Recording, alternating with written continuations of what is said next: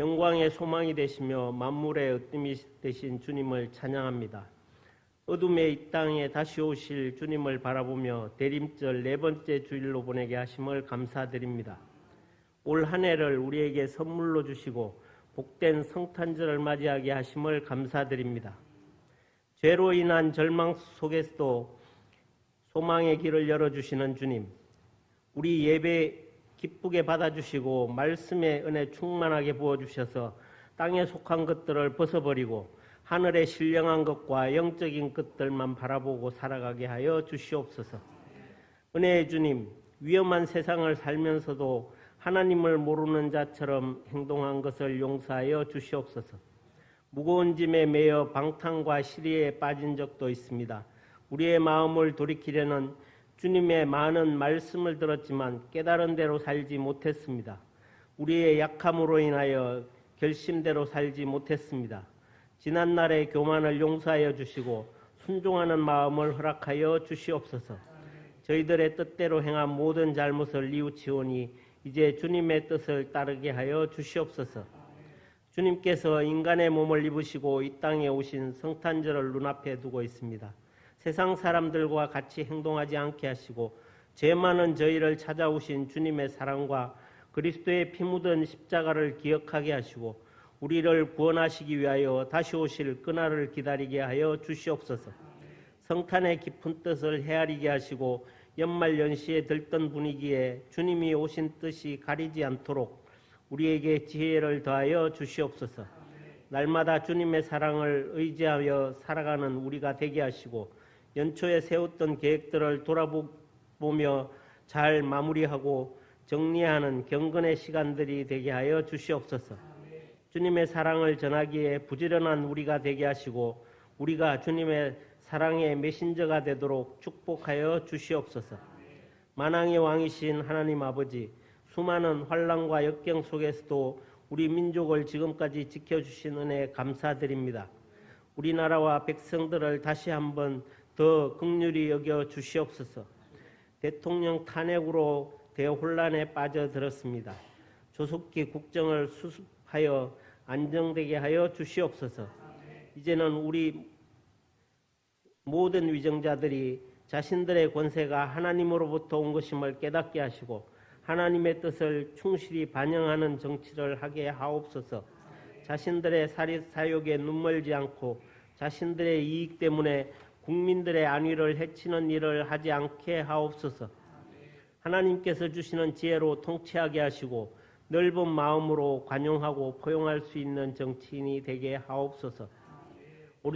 오류동 제일교회를 사랑하시는 주님, 주님의 피값으로 세우신 오류동 제일교회를 사랑과 은혜로 지켜주시고 인도하여 주심을 감사합니다.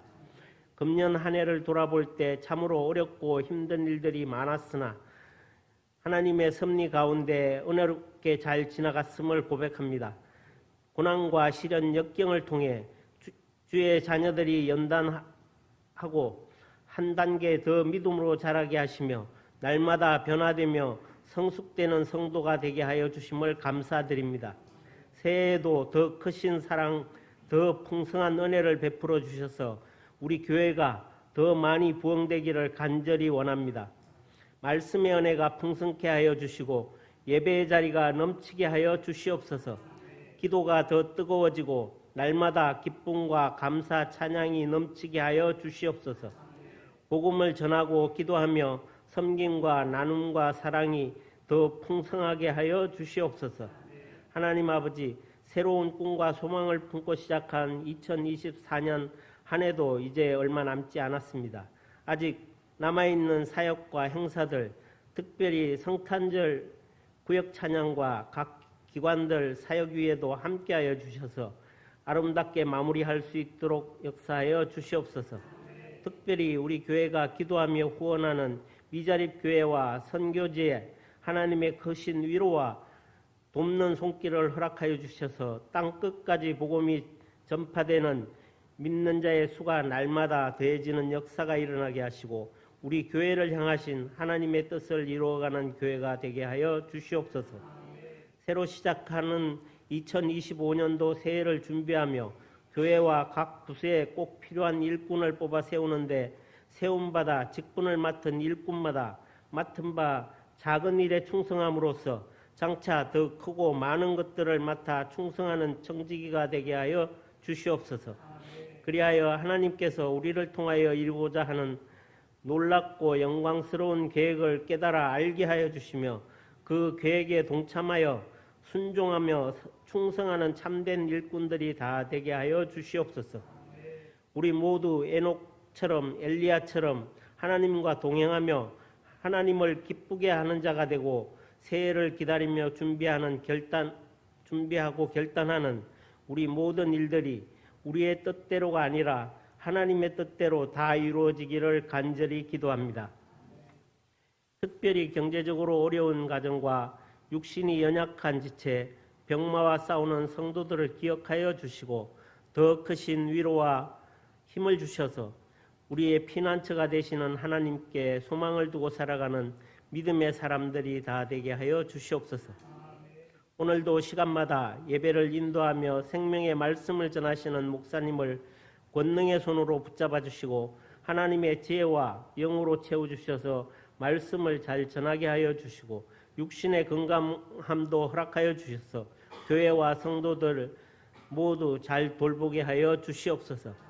말씀을 듣는 자와 그 말씀을 깨닫는 자와 그 말씀을 지키고 행하는 자가 복이 있다고 말씀하신 하나님 아버지, 말씀을 듣는 우리 모두 그 말씀을 잘 듣고 깨달아 말씀에 순종하며 사는 복된 인생 다 되게 하여 주시옵소서.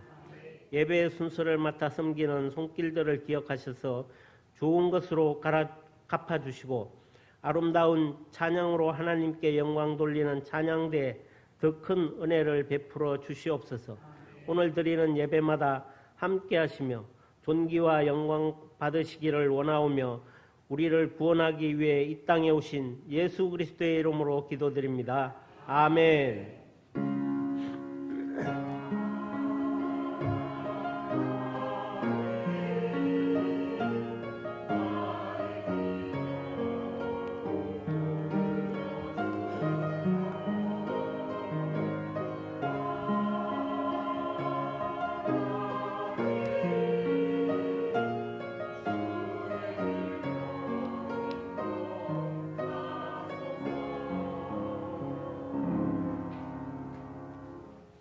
오늘 하나님께서 우리에게 주신 말씀은 시편 89편 19절에서 29절까지입니다.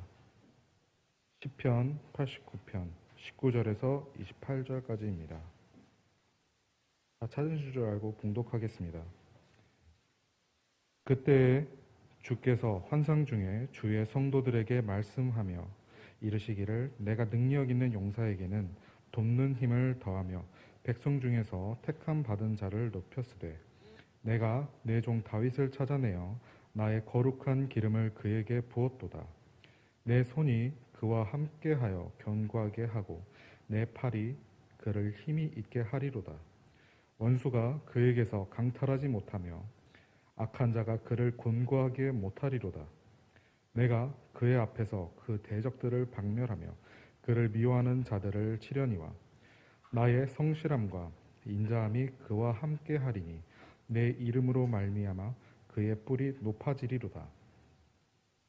내가 또 그의 손을 바다 위에 놓으며 오른손을 강들 위에 놓으리니 그가 내게 부르기를 주는 나의 아버지시요 나의 하나님이시요 나의 구원의 바위시라 하리로다. 내가 또 그를 장자로 삼고 세상 왕들에게 지존자가 되게 하며 그를 위하여 나의 인자함을 영원히 지키고 그와 맺은 나의 언약을 굳게 세우며 또 그의 후손을 영구하게 하여 그의 왕위를 하늘의 날과 같게 하리로다. 아멘.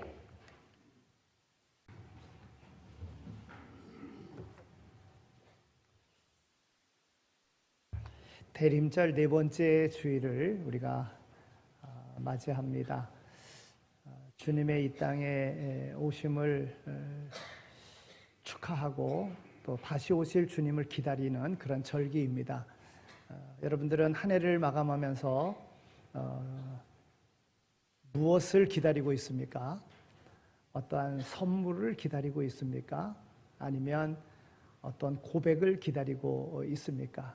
나름대로 뭔가를 다 기다리고 있을 터인데 무엇보다도 예수님을 나의 구주로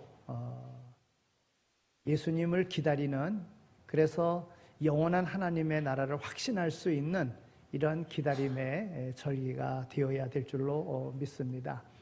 이 대림절 네 번째 주일에 하나님께서는 다윗과 더불어 어떠한 약속을 하시고 또 다윗을 통하여 이루고자 하셨던 것을 어떻게 이루셨는가를 보면서 하나님께서 이 시대에 우리를 부르셔서 우리로 하여금 하나님의 뜻을 어떻게 이루어 가시고자 하시는가 하는 것을 한번 오늘 본문을 통해서 함께 생각해 보고자 합니다.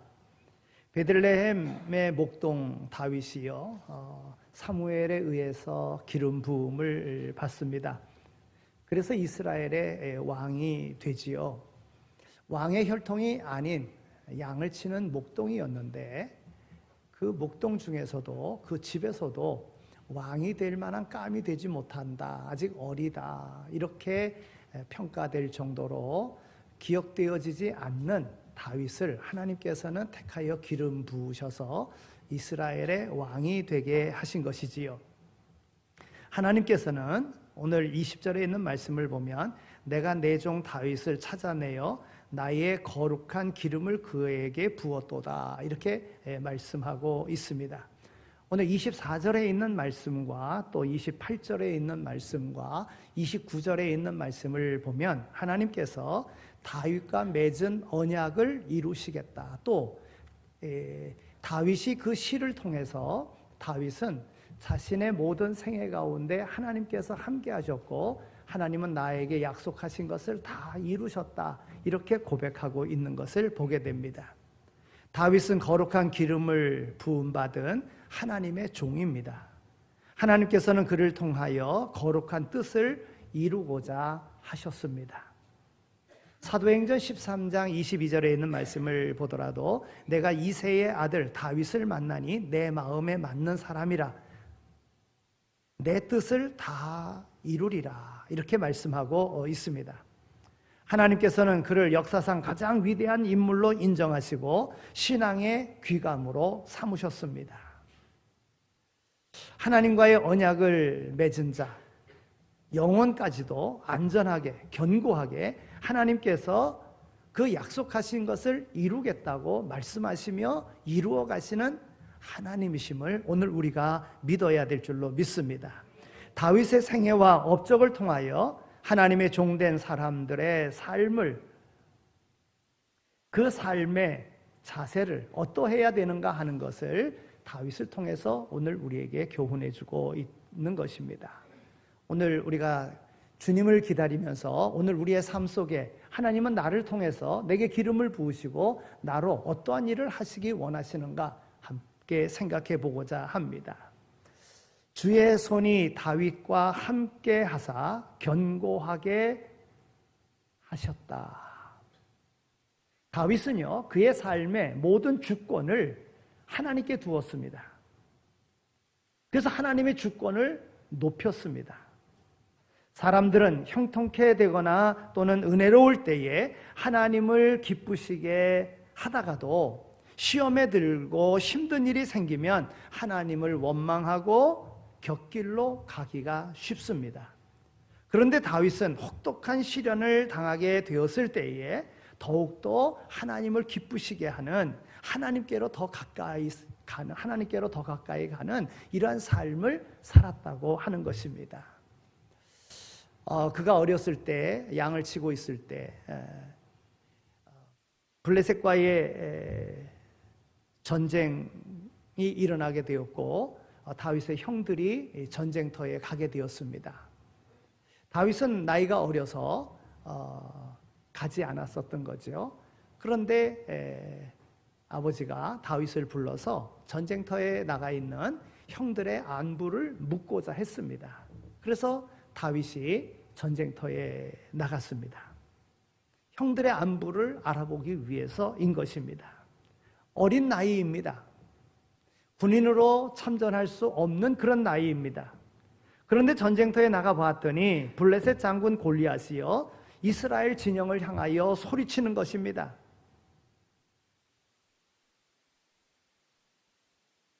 여호와 하나님을 멸시하고 무시하면서 너희 가운데 나와 대적하여 싸울 사람 나오라 하고서 이스라엘 하나님, 이스라엘 백성 조롱하며 멸시하는 그런 모습을 보았습니다.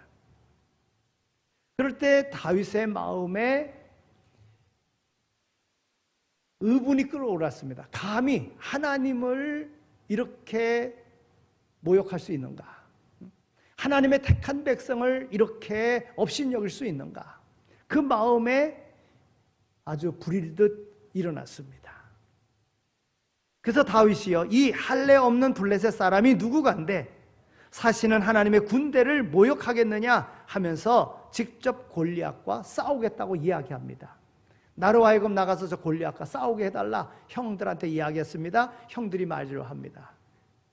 왜냐하면 자신들보다 여러 가지 외적으로 나가서 싸울 만한 힘도 없고 그런 모습이 뻔히 보이는데 나가서 싸우겠다니까 얼마나 어리석게 보였겠습니까? 만류합니다. 그런데 아무리 막아도 형들이 막을 수가 없습니다. 그래서 왕한테 이야기합니다. 사울 왕에게 이야기합니다.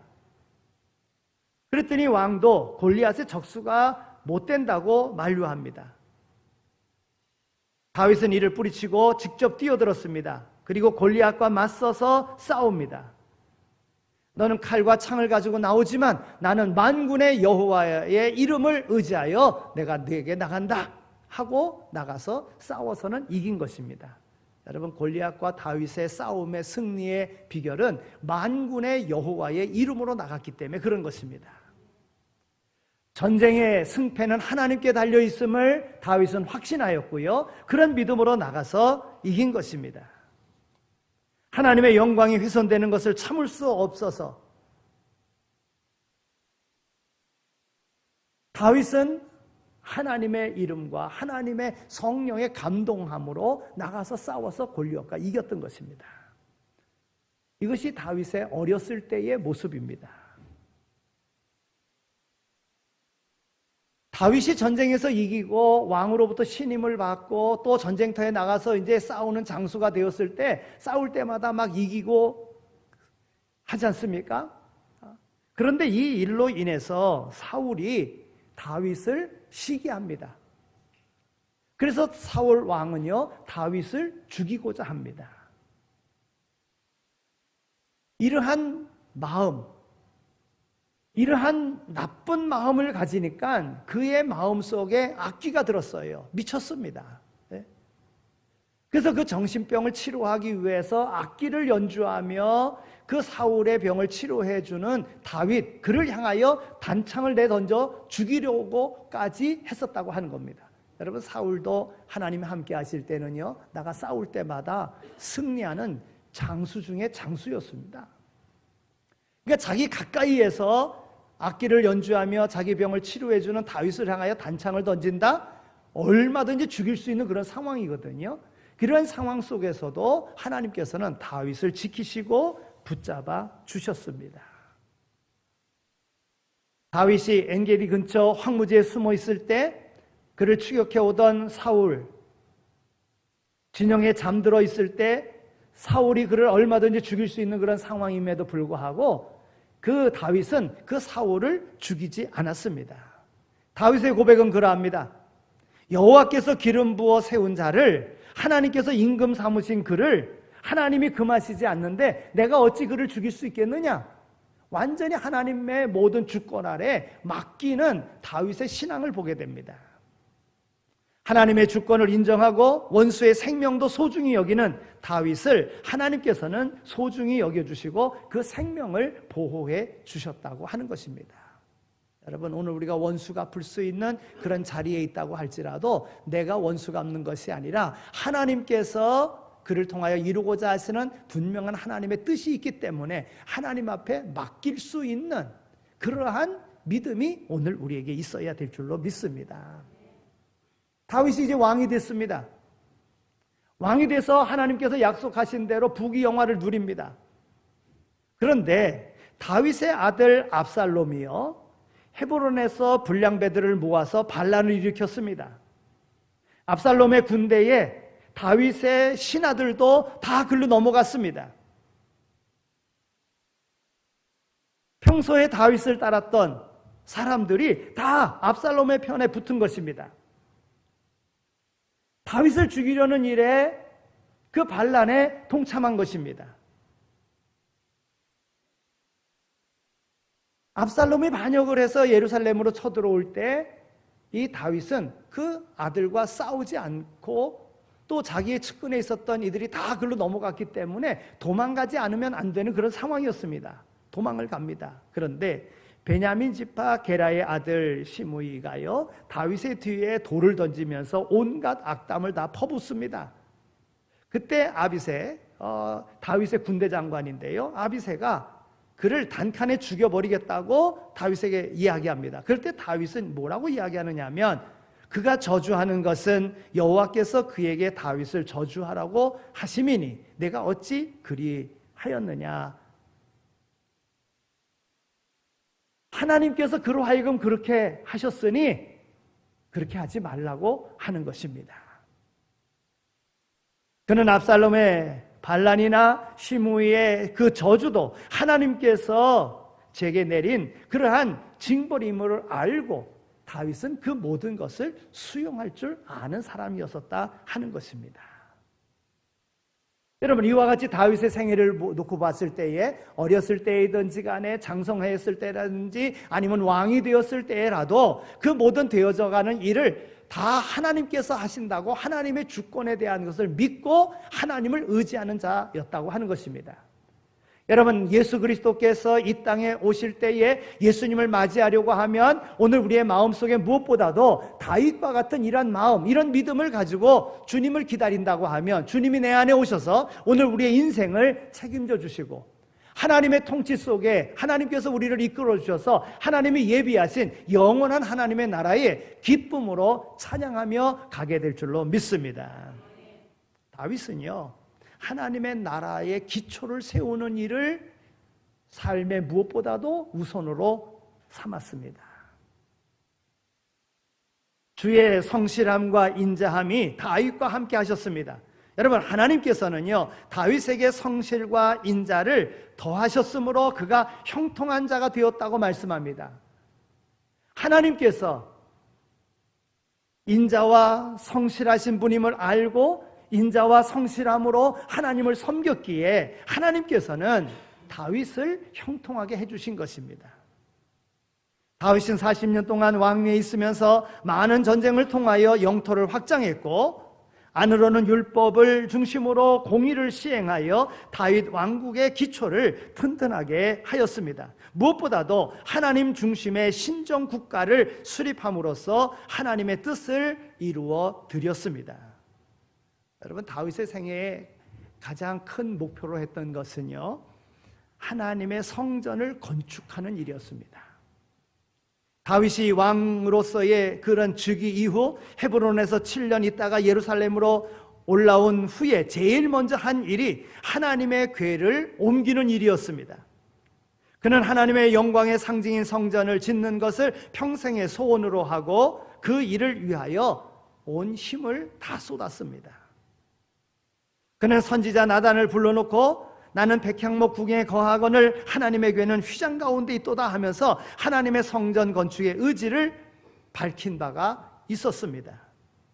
그러나 하나님께서는 그 일을 허락하지 않으셨습니다. 이유가 뭡니까? 많은 전쟁을 통해서 너는 많은 피를 흘렸기에 피 흘린 손으로는 성전을 지을 수 없다, 이렇게 말씀하신 것이지요.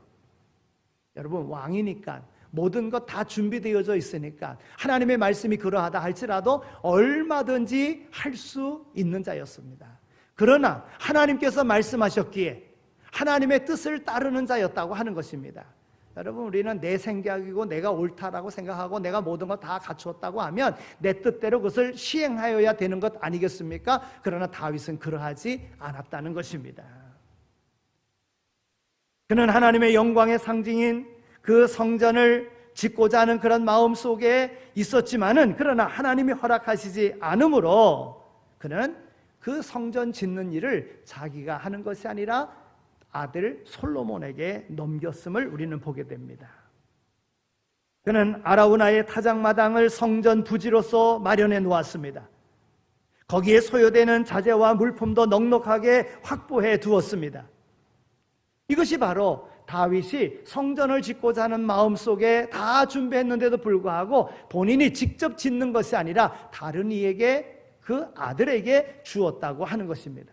여러분, 오늘 우리의 인생의 목표는요, 하나님 나라이어야 될 줄로 믿습니다. 오늘 우리의 삶에 예수 그리스도를 나의 주인으로 모시고 주님의 뜻대로 살고자 하는 하나님의 말씀에 순종하는 삶이 바로 하나님의 약속을 이루는 자요, 하나님의 약속을 이룸에 하나님께서 오늘 우리의 삶을 통해서 형통하게 해주시는 바로 그 지름길인 줄로 믿습니다. 다윗은 또한 조직과 제도도 완전하게 만들었습니다.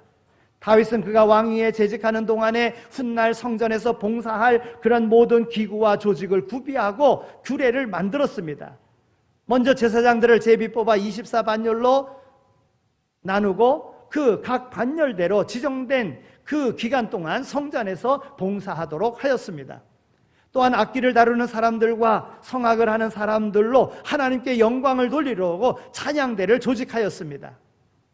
아삽과 헤만과 여두둔의 자손 중에서 수금과 비파와 재금을 가지고 신령한 노래를 하도록 만들었다고 하는 것입니다. 그뿐만이 아니라 288명의 소리꾼들을 모아 12명씩 24개 조로 나누어 합창단을 만들기도 했습니다. 그는 또 왕이나 위정자들이나 백성을 다스림에 있어서 법과 정의를 세우는 일에 우선 두고 그 사심 없이 공정한 재판을 하도록 기준을 정해놓는 일도 다윗은 이루어 놓았습니다. 그뿐만이 아니라 진리의 규범도 그는 세웠습니다.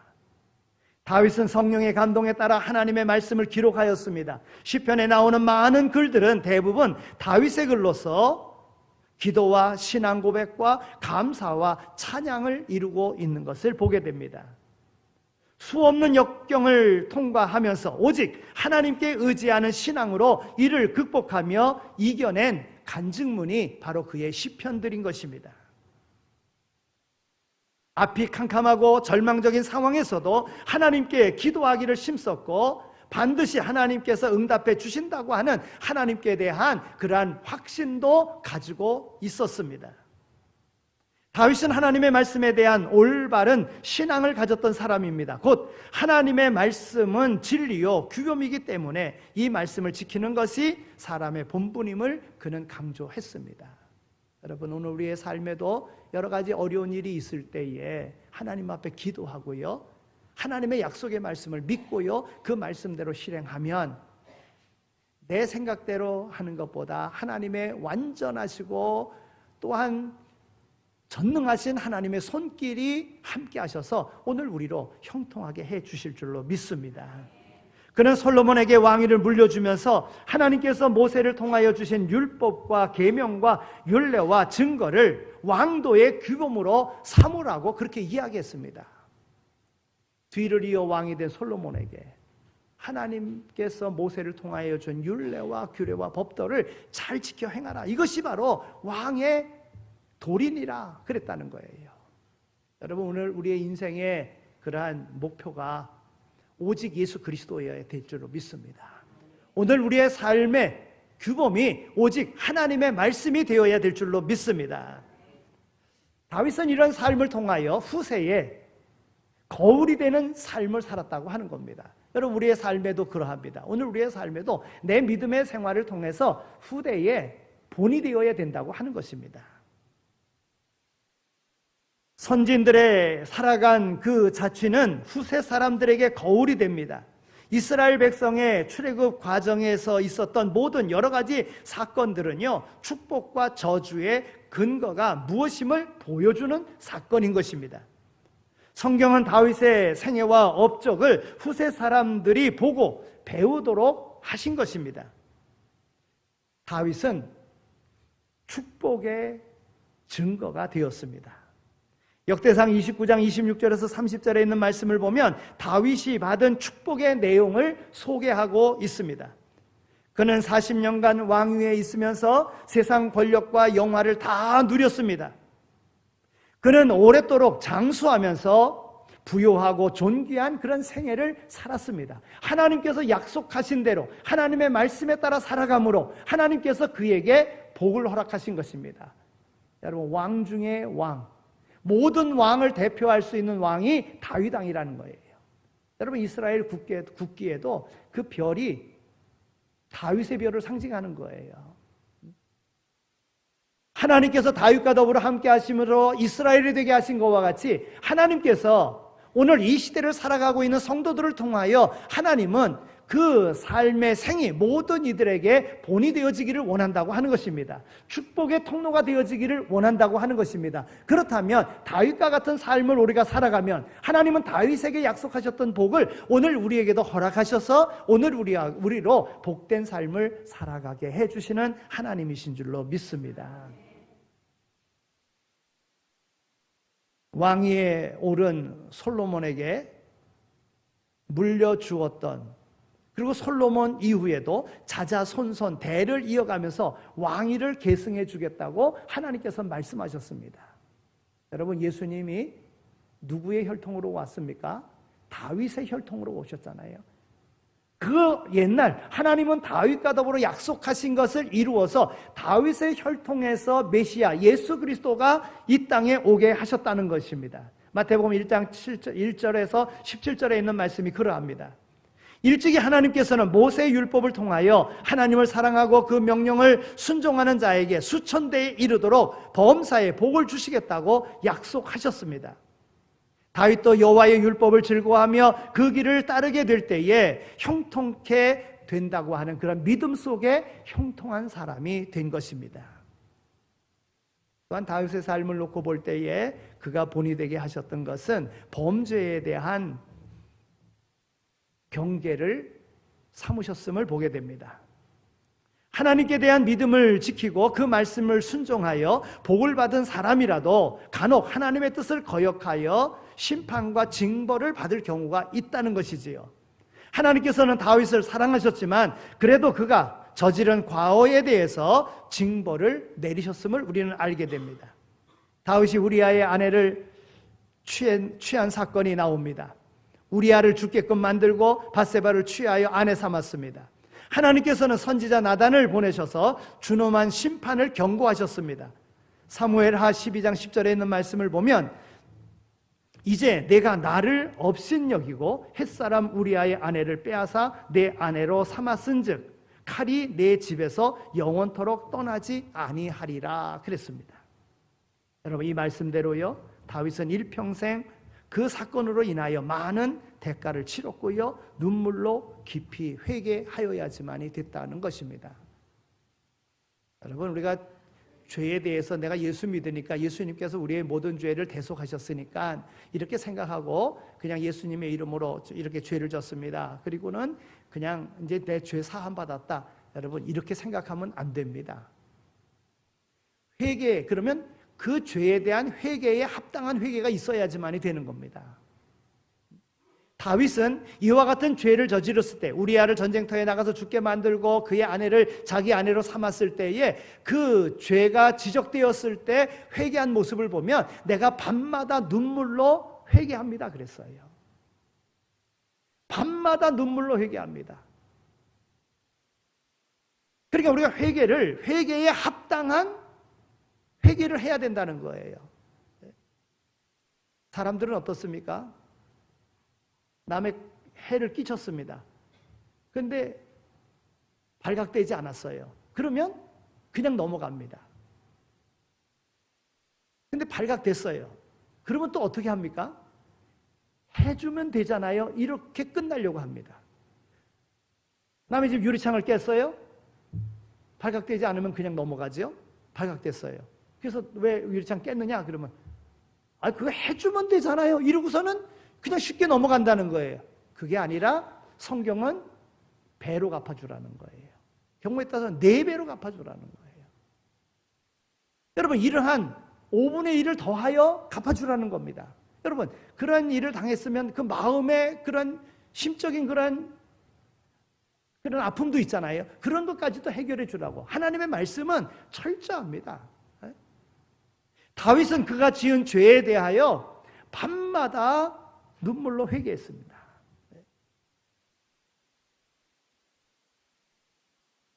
하나님께서는 그가 사랑하는 사람이라도 범죄하게 되면 반드시 징벌을 내리시는 분이라는 거예요. 여러분, 하나님의 말씀 속에 사람이 무엇으로 심든지 그대로 거두리라 그랬습니다. 여러분, 우리가 심는 대로 거두는 거예요. 다윗을 존귀하게 하시고 믿음의 본이 되게 하신 것, 다윗이 그와 같은 삶을 살았기 때문에 본이 되게 하신 거예요. 어려움 속에서도 하나님을 떠나지 아니하고 말씀대로 살았기 때문에 하나님께서 다윗을 다윗 되게 하시고, 왕 중에서도 그 왕위가 끊어지지 않은 그러한 혈통으로 그에게 약속하신 메시아를 보내주신 것입니다. 여러분, 오늘 우리가 구원받았습니다. 오늘 우리가 하나님께로 택정함을 입었습니다. 그러면 하나님께서 나를 택하시고 구원하신 은혜에 대하여 하나님은 오늘 우리의 가문이 복되기를 원하고 그 가문의 믿음의 대가 끊어지지 않기를 원하시는 거예요. 우리를 제사장 민족 삼으시기 위하여 나를 먼저 부르신 것입니다. 그런 거로 다 영원한 하나님의 나라에 갈 수 있도록 우리가 기도하고 노력하고 그 가운데 열매를 거두는 거예요. 여러분, 농부가 농사를 지어서 추수하여 결실을 얻는 데에는 그냥 심어놨다고 다 되는 것 아니잖아요.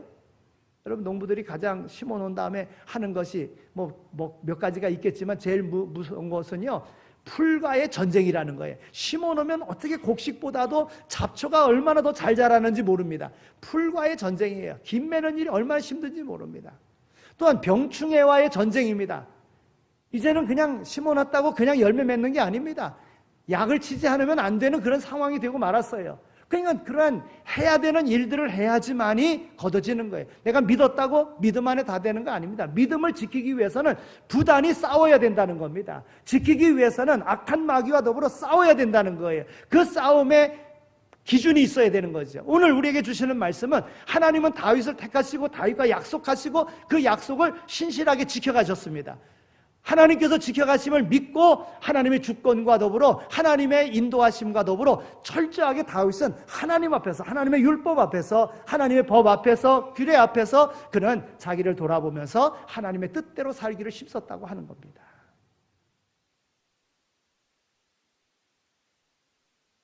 오늘 하나님께서 우리를 부르심은 오늘 우리를 통하여 하나님은 교훈하시고자 하는 뜻이 있음을 우리는 더 깨닫고요, 예수 믿어 구원받고 천국에 간다는 나만이 아니라 나를 통해서 하나님이 이루고자 하시는 것은 무엇이겠는가? 수천 대까지 복이 되게 하시는 하나님의 은혜를 우리는 기억해야 된다고 하는 겁니다.